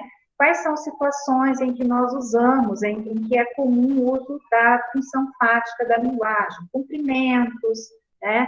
Conversas de elevador, né? Está quente, nossa, o elevador parou, né? A luz da energia caiu. Então, são exemplos. Atenção, gente. Então, sempre eu uso um canal para puxar um assunto. A função poética, que chega no que você perguntou, né? A função poética, o destaque está na própria mensagem, tá? Então, vamos lembrar, função emotiva, destaque emissor. função poética, destaque e mensagem. Tem um texto do Manuel Bandeira, vocês devem conhecer, lembrar do Trem de Ferro, né? Ele começa assim: café com pão, café com pão, café com pão. Virgem Maria, que foi isso, maquinista?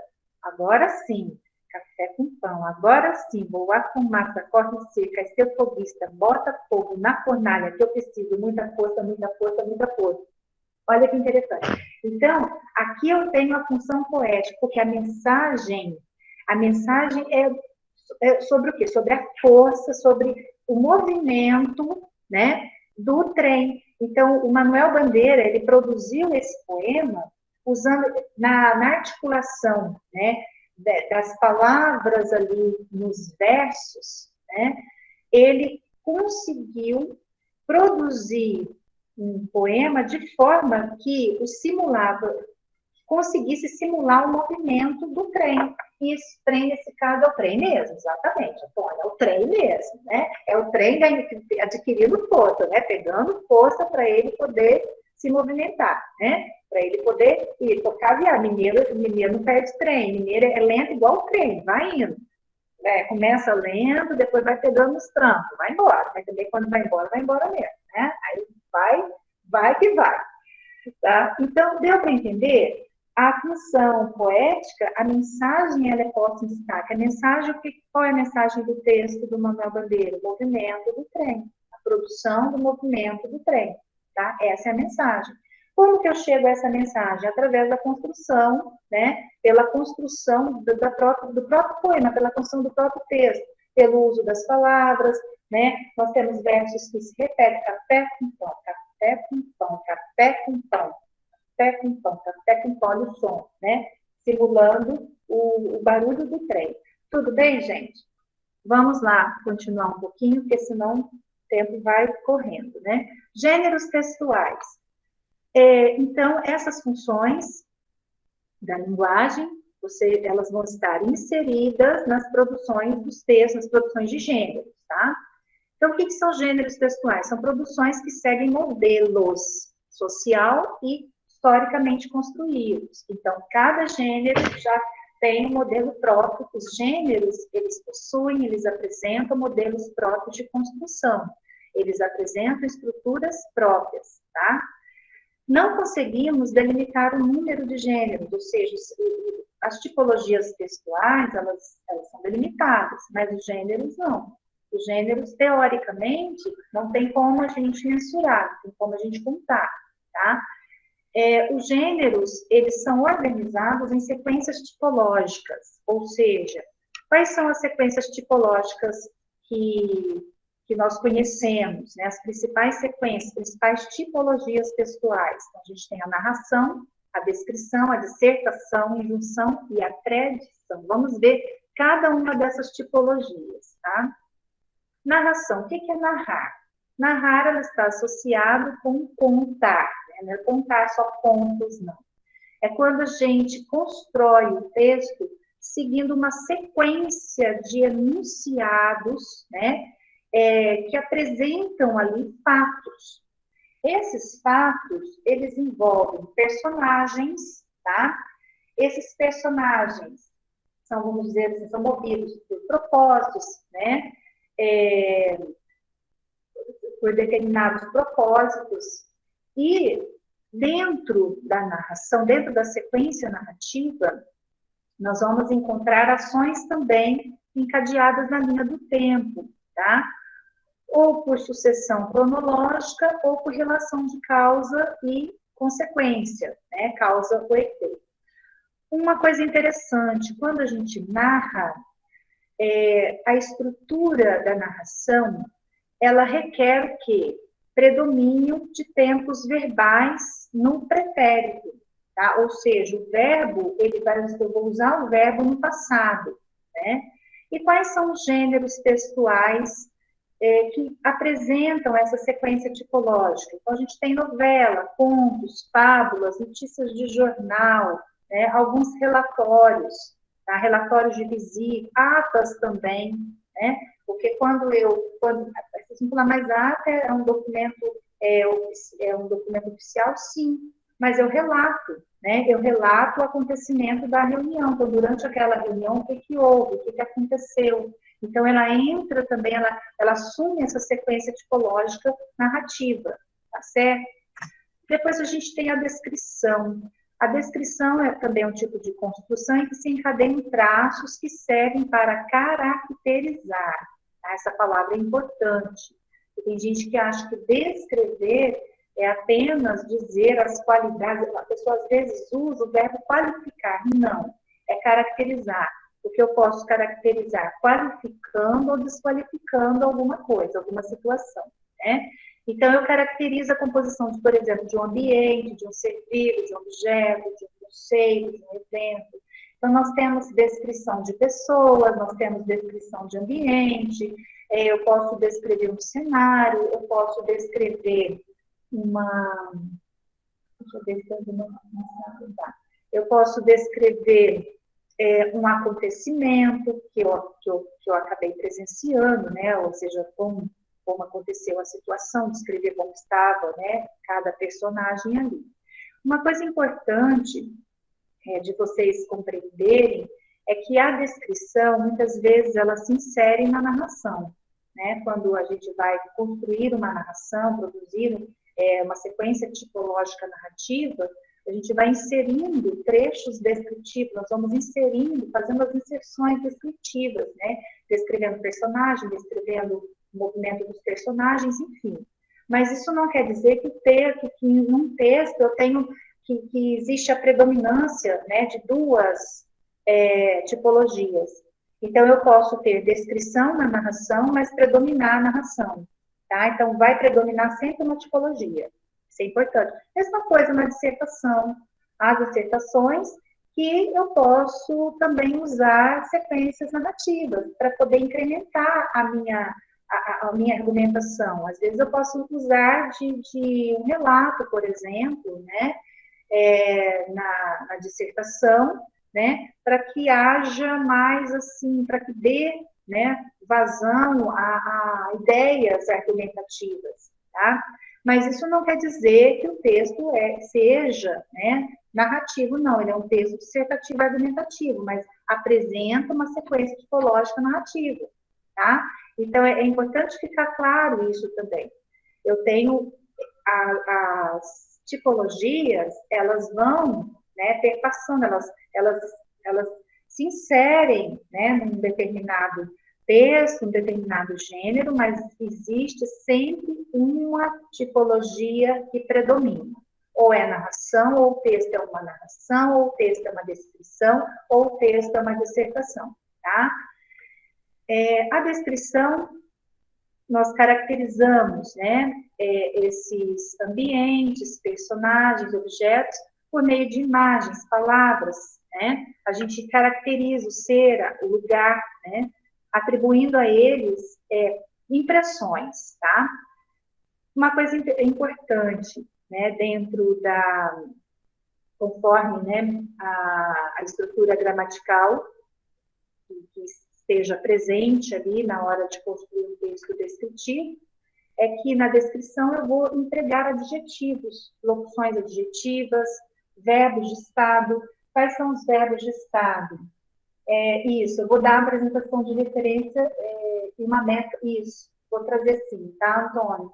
Apresentar uma sequência tipológica em que se mescle, né, todas essas tipologias, ok, tá?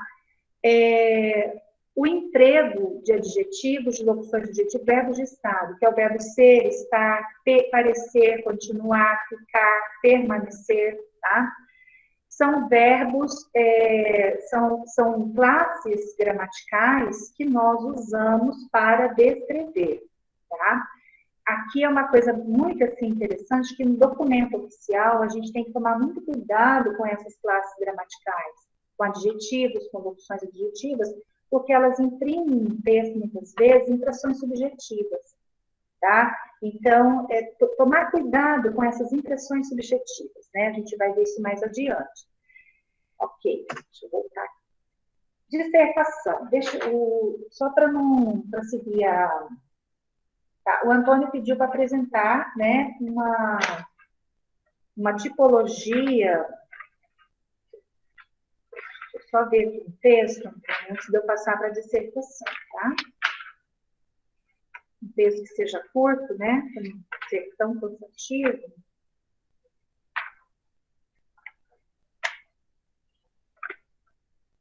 Vamos lá, vamos lá.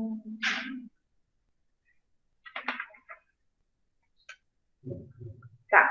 Eu vou ler um trecho do texto para vocês, a decisão, e daí vocês vão ver que nesse texto existem sequências, né, descritivas, tá? Mesmo porque quando a gente cria uma história, quando a gente vai apresentar um conto, o conto ele precisa estar, né, enriquecido com essas inserções descritivas, porque senão ele fica muito assim, objetivo demais, porque são as inserções descritivas que vai criar o efeito de sentido, né, de suspense, né, o efeito de sentido de esses efeitos que a gente, né, suspense, drama, né, romance, romantismo, né, que nós buscamos às vezes nas histórias românticas. Então, são essas inserções descritivas que produzem esses efeitos de sentido, tá? Por que elas produzem esse efeito de sentido?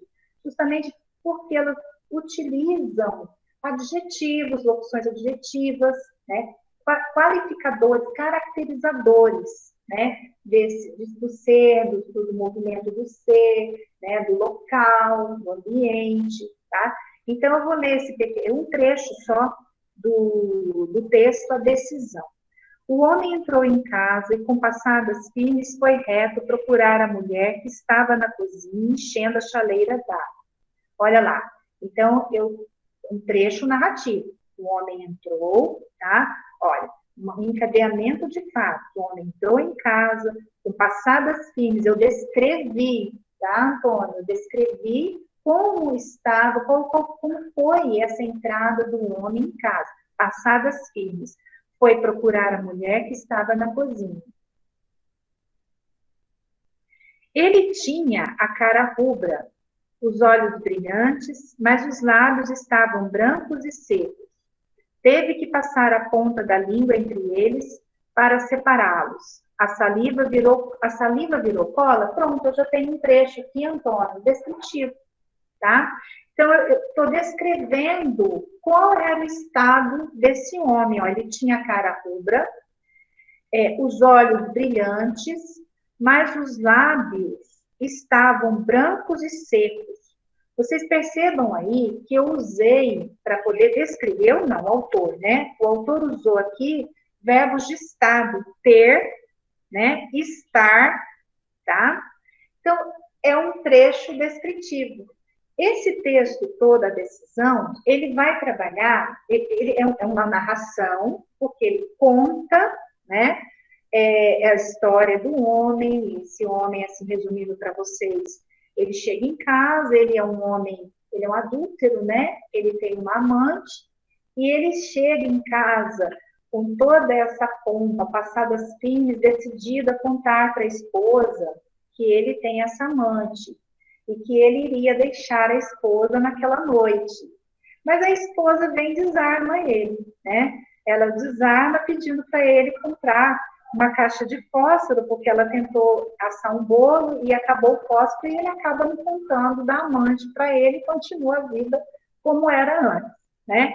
Então, toda a narratividade, toda a narração, ela vai ser enriquecida, né, com vários trechos descritivos, mas a predominância é o conto, né? É o narrar, é o contar a história, tá? Por isso que predomina a tipologia narrativa, com essas inserções descritivas, com essas inserções tipológicas descritivas, tá? Deixa eu andar mais um pouquinho para vocês entenderem. Antes de dizer o que estava querendo dizer, há mais de 5 anos não dizia, adiando, esperando uma oportunidade de melhor, e faltava coragem, esmorecia. Quem sabe na próxima semana, depois do aniversário do Afonsinho, tá? aqui também a gente vai ter a mistura, né, dos discursos diretos, do discurso indireto livre, né? O texto não apresenta discurso direto, mas apresenta discurso indireto e indireto livre, porque ele mostra pensamentos, né, do próprio personagem, pensamentos dele, tá? E aí, continuando, né? Ou em dezembro, depois do aumento no emprego, teria então mais dinheiro para enfrentar 2 casas. Então, o personagem pensando, né, falando com ele mesmo, tá? Mas o que é isso? Aumento nos vencimentos e aumento na inflação? Espera, agora a Georgiana pegou o sarampo. Deixa ela ficar boa e então. Então, pessoal, isso que é a narração, tá? Narrar, nesse caso aqui é um conto, né? Quando a gente estuda, quando nós fazemos curso de redação, igual tem esse curso de redação 1, 2, né? Eu trabalho os gêneros textuais, gênero por gênero, a gente vai compreender como que cada gênero é construído, tá? Como que a sequência, né? A história, como que essa história, qual é a sequência da história, né? A história que tem o princípio, na narração, por exemplo, você tem ali o início da história, depois você vai ter um momento que é o clímax, né? Então, tem vários episódios, vários momentos da narração, tá? Então, a gente trabalha isso, gênero, né? Estuda alguns gêneros e as sequências tipológicas que esses gêneros têm.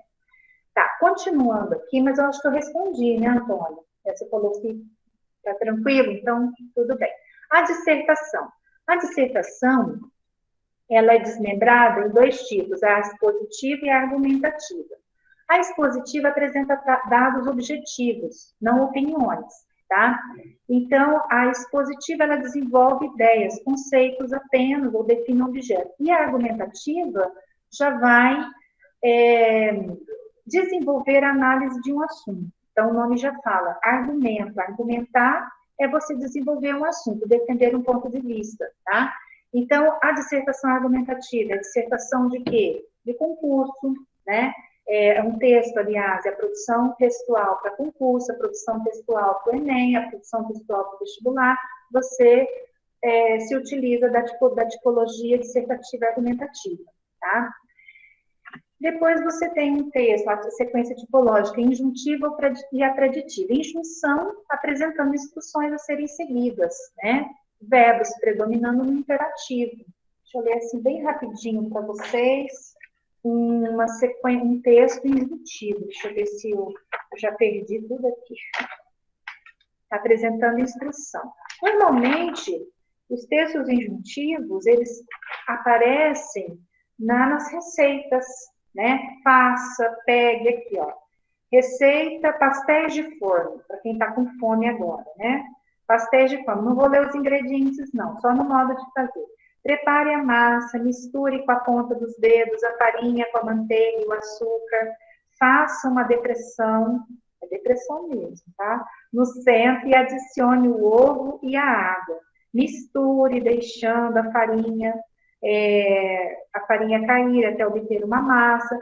Então, a injunção são textos instrutivos, ou seja, a sequência tipológica injuntiva, né, ela é criada, ela é escrita, desenvolvida, né, para apresentar uma instrução, um modo de fazer, né? Os manuais de instrução, por exemplo, apresentam a sequência injuntiva, manual de instrução, receitas, né?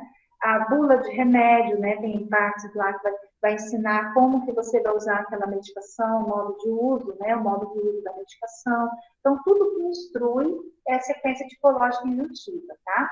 A predição são textos que apresentam previsões. Então, os verbos predominam no futuro. Então, são os textos meteorológicos, horóscopos, tá? Então, esses textos que apresentam previsões, tá? Então, a sequência tipológica é a preditiva. O que a gente vai focar mais é na dissertativa, né?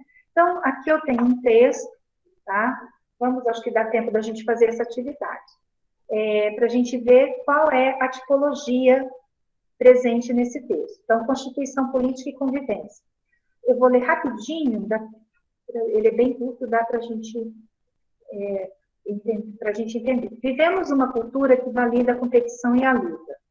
E frequentemente dizemos que a democracia é a livre disputa pelo poder. Isto é um erro, se o que queremos é uma convivência na qual não surjam a pobreza, o abuso e a opressão como modos legítimos de vida. Não existem a competição sadia nem a disputa fraterna. Se o que queremos é uma convivência em que não surjam a pobreza e o abuso como instituições legítimas do viver nacional, nossa tarefa é fazer da democracia uma oportunidade para colaborar na criação cotidiana de uma convivência fundada no respeito que reconhece a legitimidade do outro num projeto comum, na realização do qual a pobreza e o abuso são erros e podem e devem ser corrigidos. Façamos da democracia um espaço político para a cooperação na criação de um mundo de convivência, no qual nem a pobreza, nem o abuso, nem a tirania surjam como modos legítimos de vida. A democracia é uma obra de arte político-cotidiana, que exige atuar no saber que ninguém é dono da verdade, e que o outro é tão legítimo quanto qualquer um. Além disso, tal obra exige a reflexão e a aceitação do outro, e, sobretudo, a audácia de aceitar que as diferentes ideologias políticas devem operar como diferentes modos de ver os espaços de convivência, que permitem descobrir diferentes tipos de erros na tarefa comum de criar um mundo de convivência, no qual a pobreza e o abuso são erros que se quer corrigir. Isto é uma coisa diferente da luta pelo poder, né? Então, esse texto é do Humberto Maturana. Aqui, vocês viram que ele tem uma sequência injuntiva, ó, tá? Ele tem uma sequência tipológica injuntiva. Façamos da democracia um espaço político, instruindo, né? Ou assim, até mesmo façamos, seria aconselhando, né? Seria uma instrução. Aqui você tem um verbo no imperativo, só que embora você tenha somente um enunciado, né? Somente um período, com essa sequência injuntiva, o texto ele não é um texto de sequência tipológica injuntiva, tá? Então vamos ver que tipo de texto é esse. Daí vem a questão, olha, quanto à tipologia do texto, é correto afirmar que se trata de uma narração, uma paródia, olha como mistura aqui, tá? Sequência tipológica com gênero, né? Uma paródia, um artigo jornalístico é gênero, um texto dissertativo argumentativo, uma descrição de circunstâncias, né? Isso daí é um texto de concurso, tá? Professor substituto. Okay. E aí, o que vocês consideram que seria a letra D? Isso mesmo, texto dissertativo argumentativo, né? Porque ele expõe um ponto de vista, né? Em cima desse ponto de vista, ele trabalha, né, ele trata sobre a constituição política e a convivência, né? Então, é isso daí. O próximo, certinho, tem marcou a letra D, perfeito. A outra questão, deixa eu só ver. Tá. Questão 2, tá? O projeto original do metrô do Distrito Federal é composto, olha lá, por 29 estações, das quais 21 estão em funcionamento. Possui atualmente uma frota de 30 trens e transporta uma média de 150 mil passageiros ao dia, de segunda a sexta-feira, das 6 às 23h30 e aos sábados, domingos e feriados, das 7 às 19 horas. As linhas do metrô do Distrito Federal possuem a forma da letra Y. Dos 42,38 quilômetros de extensão, 19,19 quilômetros interligam a estação central, localizada na rodoviária do Plano Piloto de Brasília, à estação Águas Claras. Outros 14,3 um ramal que parte da estação Águas Claras, percorrendo Taguatinga, centro e norte, até Ceilândia.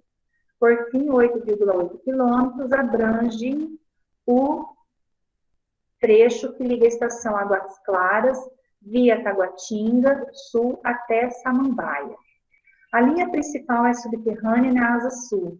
As estações operacionais da região possuem passagens subterrâneas que dão acesso às superquadras 100 e 200 e aos pontos de ônibus dos eixos W e L sul, nos dois sentidos. Em seguida, passa pelo setor policial sul, onde se localiza a estação Asa Sul, também chamada de Terminal Asa Sul, em razão da integração com o sistema de transporte rodoviário. A linha atravessa Vieira Pia, Guará, setor de Mansões Parque Uai, até chegar a Águas Claras. Nesse percurso há trechos de linha em superfície e também em trincheira. Área subterrânea sem cobertura. Ainda nesse trecho será construído o novo terminal rodoviário interestadual de Brasília, ao lado da estação Shopping. É na estação Águas Claras que a linha principal se divide em 2 ramais. O ramal com destino a Samambaia passa por Taguatinga Sul, cruzando a via ETTC, Pistão Sul, até chegar ao centro de Samambaia. Esse trecho é percorrido em superfície por 4 estações. Poderão ser construídos mais 8 terminais rodoviários junto às estações do metrô, para contribuir com a implantação do Programa Brasil Integrada, que prevê a integração entre os sistemas rodoviário, metro ferroviário, incluindo veículo leve sobre trilhos. Ok. Bem, esse texto apresentado tem como característica principal, primeiro, a narração de fatos geradores da história do metrô no Distrito Federal, a descrição de elementos da estrutura do metrô no Distrito Federal, a exposição de um ponto de vista acerca do metrô, a defesa da implantação de novos trechos do metrô, a descrição de um projeto de expansão do metrô. O que vocês colocariam?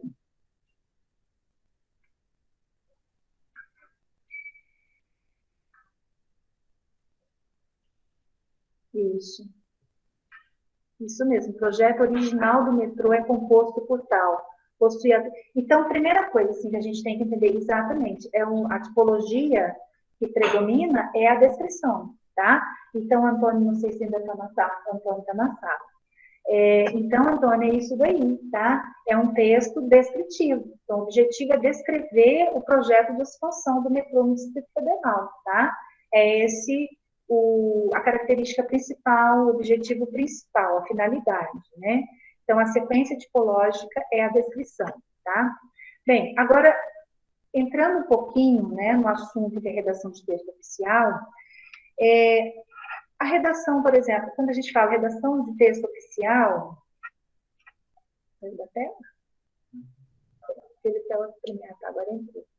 a redação oficial, ela abrange o quê? Ela abrange gêneros, né, textuais próprios, usados, né, esses gêneros na instituição, na secretaria. Quais são esses gêneros? O ofício, a CI, algumas secretarias usam o nome de memorando para CI, né? Aqui para nós, né, na Prefeitura Municipal de Campo Grande, a gente usa CI, Comunicação Interna. O Estado, né, ele utiliza o termo memorando, tá? Então, cada texto oficial, ele cumpre uma finalidade específica, tá?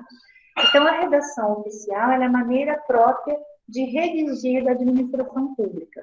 A administração pública, ela vai criar a forma dessa redação, como ela gostaria que fosse essa redação. Então, para isso, existe assim, um grupo, vamos dizer, uma equipe, que elabora, né, esse documento de tramitação, né, de textos oficiais.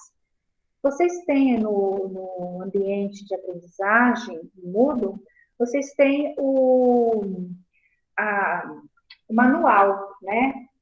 O meu mais antigo, o Manual de Normas Básicas sobre Elaboração e Tramitação de Correspondências da Prefeitura Municipal de Campo Grande. Ele foi revisto, parece que em 2011, tá? Esse manual. Porém, segundo o professor Itamar, que também participou da elaboração do manual, e precisa haver uma nova reescrita, né? Tem de haver essa reelaboração, né? Porque muita coisa vai mudando, né? Algumas coisas vão sendo retiradas, outras vão sendo acrescentadas, coisas que não tem necessidade de haver mais, né? Vão sendo retiradas, tá? Mas o importante é vocês compreenderem isso, né? Que a redação oficial é a maneira própria de redigir, a maneira de redigir própria da administração pública. A finalidade básica possibilitar a elaboração de comunicações e atos normativos oficiais de forma clara e impessoal, né? O objetivo é transmitir uma informação com eficácia, permitindo a quem recebe um entendimento imediato, né? Por isso que a preocupação é com a elaboração textual, né? É como esse texto ele pode ser elaborado para cumprir a finalidade dele, de ser um texto claro, de ser um texto conciso, ou seja, que atenda mesmo a essa finalidade que é comunicar, né? Então, olha, para atender a finalidade, a eficácia dessa comunicação oficial, ela depende basicamente do uso de linguagem simples e direta. Então, nada de rebuscamento, né? Retirando-se aí os rebuscamentos, muitas expressões não dizem nada, não acrescentam nada. Então, a comunicação, ela tem que ser direta, tem que ser objetiva, tem que ser clara, né? Ou seja, o foco é o assunto. Lembra lá da função referencial, né? O foco é o assunto. Então, esse assunto, ele deverá ser exposto da forma mais simples possível, tá? Nada de rebuscamentos, olha lá. Então, isso tudo está no manual, tá? Por exemplo, sirvo-me da presente para. Gente, isso não diz nada. Sirvo-me da presente. Se alguém pusesse um presente, ainda estava bom, né? Como eu já estava bom, sirvo-me da presente. Então, é uma expressão que não acrescenta nada ao conteúdo, tá? Temos a honra de informá-lo que também não acrescenta nada. Então, a gente já vai direto. Informamos que. Tiro, temos a honra, tá? São maneiras rebuscadas, que nada acrescentam ao conteúdo. Vimos por meio desta. Eu lembro que quando eu escrevia, né, uma comunicação, a gente sempre, uma professora me ensinou a escrever dessa forma. Vimos por meio deste comunicado, enfim, né? Aí a gente vai aprendendo, né? Vai para uma secretaria em que você aprende, né? A forma sem utilizar essas expressões. Vimos submeter a alta apreciação de Vossa Senhoria. Então, são expressões, pessoal, que não acrescentam, tá, ao conteúdo. É isso que tem que ficar claro. No aguardo de suas luminosas críticas a respeito. Então, expressões rebuscadas, tá? Características da redação oficial. Primeiro, ela deve caracterizar-se pela impessoalidade. Se quem escreve apresenta a pessoalidade, aí eu caio lá naquela função, na primeira função, na função emotiva. Cuidado, né? Então, evitar o uso da primeira pessoa. Não isso até seria a pessoa subvertida mesmo, né? Porque quem escreve, quem rediz é a pessoa, mas ela vai responder pelo setor, ou ela vai responder em nome da administração pública, tá? Isso tem que também, a gente tem que compreender essa redação, né? Então, essa impessoalidade é justamente eu focar no assunto, eu vou responder pela administração pública, tá? Então, eu vou passar uma informação, é a administração que está informando, tá? Uso do padrão culto de linguagem. Então, para eu usar padrão culto de linguagem, o que eu devo ter perto de mim? Uma boa gramática, tá? Eu gosto muito da gramática do Pascoal Segarra, certo? Uma gramática que eu acho completa, eu acho que ele explica de uma forma bem clara, né, os conceitos ali gramaticais, né? Clareza, a gente vai ver cada uma dessas características: clareza, concisão, formalidade e uniformidade. Essa formalidade, se eu utilizo um padrão culto de linguagem, eu estou utilizando, eu também estou buscando essa característica de ser formal. E uniformidade, pessoal, por exemplo, a Secretaria Municipal de Educação, ela tem uma forma de redigir comunicação interna, uniforme, tá? É uniformizar a comunicação, o modo de dizer. Até mesmo a construção de enunciados ali são uniformizados. Eu vou usar a ordem direta, né? Então, vocês podem perceber, quem trabalha em secretaria, nas secretarias de vocês, eu nem perguntei, né? Nas secretarias de vocês, eu já estou encerrando, tá? Só para a gente, nós vamos parar aqui nessa parte aqui. Nas secretarias de vocês, deve haver no setor responsável pela comunicação de comunicações, não tem? Um setor responsável por isso? Então, esse setor, ele uniformiza, ele tende, assim, a usar um padrão parecido, semelhante na forma de escrever, na forma de redigir, tá? Vocês podem pegar os documentos, ler os documentos, vocês vão perceber que existe uma uniformidade ali também. Né? Uma hora ele utiliza isso, depois não, ele não tem que ficar mudando, tem que uniformizar essa comunicação. Então, eu diria para vocês, é uma escrita bastante objetiva, tá? Amanhã a gente vai continuar, né? Nós vamos continuar um pouquinho isso, e eu acho que por hoje é só, né? Já são 5h30, tá? E tá tudo tranquilo até aqui, vocês estão entendendo, ok? Podemos encerrar. Só fechar aqui. Okay? Então, pessoal, um abraço para vocês, até amanhã, tá? Eu espero vocês no mesmo horário, todo mundo presente, deixa eu desligar aqui, todo mundo presente, tá? Foi um prazer no primeiro dia tê-los aqui, tá bom? Um abraço para vocês, até amanhã.